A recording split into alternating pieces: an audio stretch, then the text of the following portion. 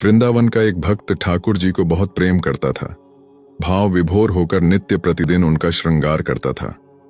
आनंदमय होकर कभी रोता तो कभी नाचता। एक दिन श्रृंगार करते हुए जैसे ही मुकुट लगाने लगा, तभी मुकुट ठाकुर गिरा देते। एक बार दो बार कितनी बार लगाया, पर छलिया तो आज लीला करने में लगे थे। अब भक्त को गुस्सा आ गया।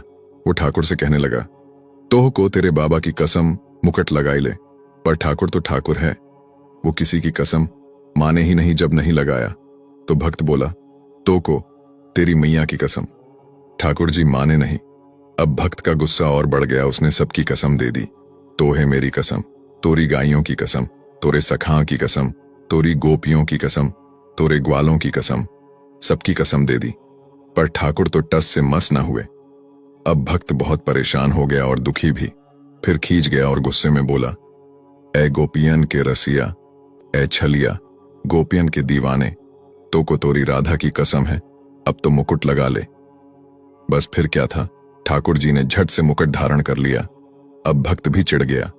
अपनी कसम दी, गोप गोपियों की, माँ बाबा ग्वालन की दी, किसी की नहीं सुनी, लेकिन राधा की कसम दी तो मान गए। अगले दिन फिर जब भक्त श्रृंगार करने लगा तो इस बार ठाकुर ने बांसुरी गिरा दी। भक्त हल्के से मुस्कुराया और बोला, इस बार तोह को अपनी नहीं मेरी राधा की कसम। तो भी ठाकुर ने झट से बांसुरी लगा ली। अब भक्त आनंद में आकर कर झरझर रोने लगा। भक्त कहता है, मैं समझ गया मेरे ठाकुर, तो को राधा भाव समान निश्चल निर्मल प्रेम ही पसंद है, समर्पण पसंद है, इसलिए राधा से प्रेम करत है। अपने भाव को राधा भाव समान निर्मल बनाकर रखे, अपने प्रेम को पूर्ण समर्पण रखे, सरलता में ही प्रभु है।